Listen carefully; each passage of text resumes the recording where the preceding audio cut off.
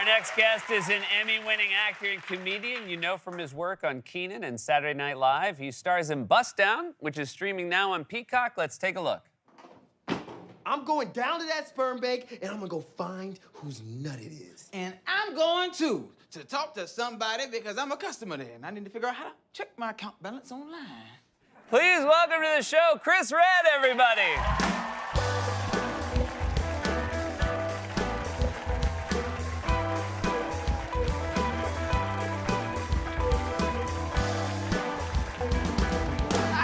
Welcome to the show. Yeah, man, I'm here. This is tight. I'm extra bald today. Yeah, really good. And you just walked down the hall. How's SNL going for you right now? Oh, it's so good, man.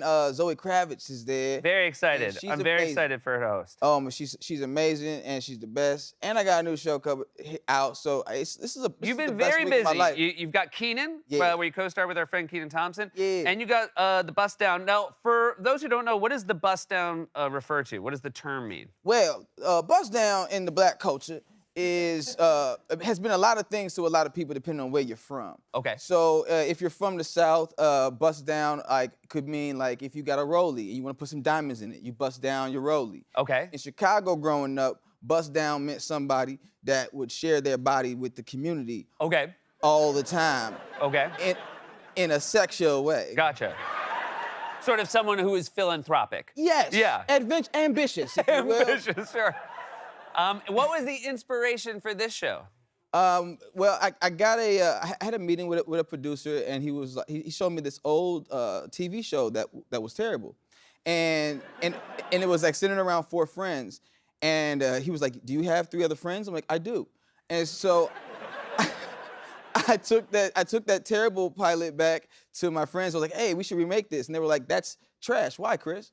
And I was like, well, if we just do something together, I think we can make it happen. And after some convincing, we just made several different versions of Bust Down. That was like 5 years ago. Now today would be our little baby gets to walk. And so this is 4 friends and a wonderful actor, Sam Jay as well, Yeah. who you obviously knew from SNL and other friends that were on the writing staff. But you're basically 4 friends sharing a menial job, and most of it takes place in this break room where you're just talking about different things. Yeah. And you're being ridiculous, and it's super funny. Was menial jobs something that was in your past before you were a comedian? Yeah, I've been a dream chaser my whole life, so I just dedicated my whole life to being broke until I was 30. Okay. And so I had a lot of jobs. I worked at McDonald's maybe 7 times. Okay. It was my first job, and I remember I got fired because I was stealing, but they didn't know it because they couldn't prove it. So they just put me on the toilets, and I fired myself. Yeah. I was like, I'm not washing pee. I'm fired. They're like, that's not how. You quit. Yeah.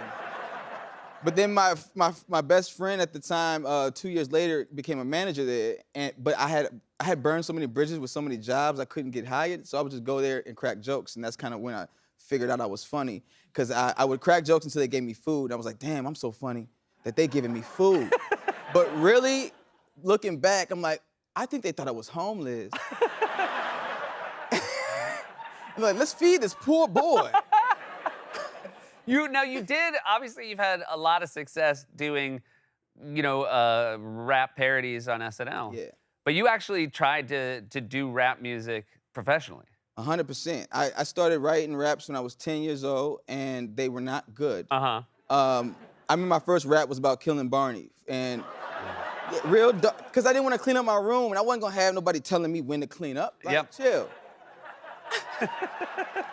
I think it's a message 10-year-olds would have been open to, but their parents probably wouldn't have bought for them. At all. Yeah. Yeah. But like I remember like going through a ton of like different rap names. At one point I went with John Doe.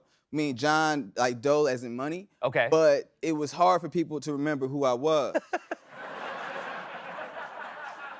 So it didn't work out that well. Yeah, it twisted in on itself. Yeah, I was like, I'm John Doe. Who? John Doe. Who? John.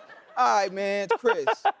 And you also have a stand-up special coming out this year. Yeah. So you really have stayed busy. And it's called Why Am I Like This? Yeah. Why Are You Like That? What is it called? I'm sorry. It's called Why Am I Like This? And I call it that because everyone's been asking me that for as long as I can remember. Like my parents and my pastors and my teachers and friends, girlfriends. But I'm on this journey, just like trying to figure myself out as far as like my mental health is concerned and all that. And I'm making jokes, and I haven't found a funny way to like tease my special. So now it just sounds like I'm doing a TED talk about some very emotional things. But it's great. I even touch on being a rapper because I took that so serious, and I used to be like, yo, it's for all the haters. It's for all the haters that never believed in me, never believed I'd make it in rap. Y'all were right as hell. You're right. That almost never happens. Never. And rap songs, no one ever gives credit to the haters for having been right. Yeah, man, because some haters are just intuitive. Yeah. They're not haters, they're knowers. Yeah, they're knowers. They see a weakness and they're like, you're not good at that. Yeah. They are constructive criticizers. He's like, I was trying to help you, dog. Yeah. I like good rap. I hated what you were doing. Yeah. And I like improvising a lot, so I'm gonna improvise on the special. So I've been practicing that. And one of the things I've been doing, it started with Black History Month, but I just kept it going. Is I play a game called White Person Give Me One Black Fact. Yeah, see, yeah.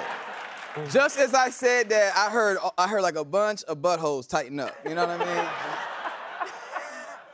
Just like a symphony of buttholes. If you stood up right now with a microphone and pretended to go into the audience, I think they'd go for the doors. Yeah, it'd be like, so the show was over? But it's so fun because people always think too hard about it.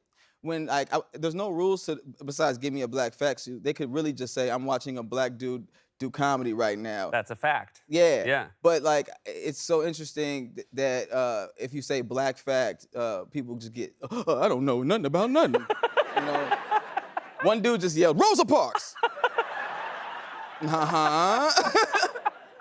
What else? Rosa Parks.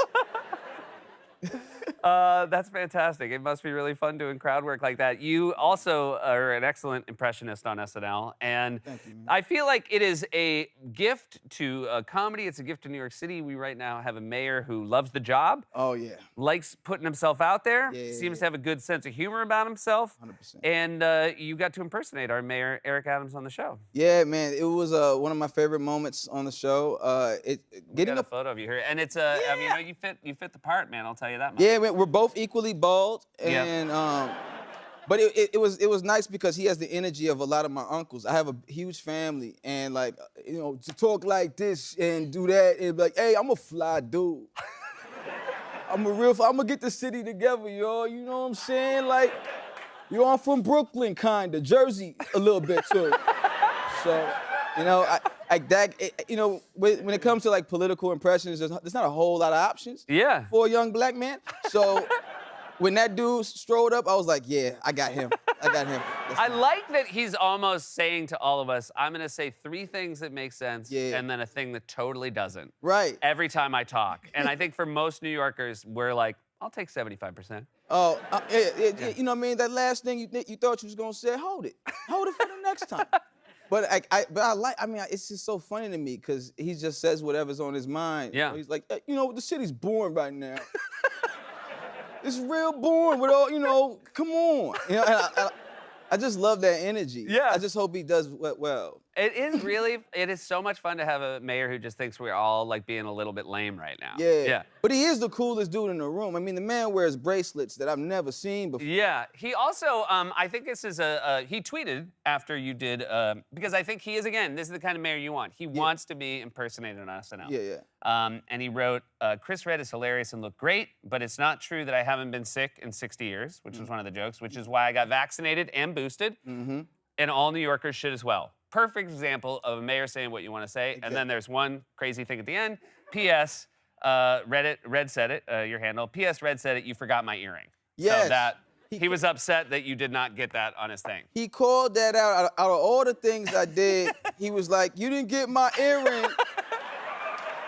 And then I Googled how many times he's worn an earring, and most times he don't get his earring either. I think people say that to him all the time. They're like, you forgot your earring. He's like, not just me. Not just me. He did too. Hey, thanks for being here. Have a great show this Saturday, and congratulations on the new so show. much. Thank you. Chris Redd, Bust Down is streaming now on Peacock, and SNL is back this week with host Zoe Kravitz. and musical guest Rosalia.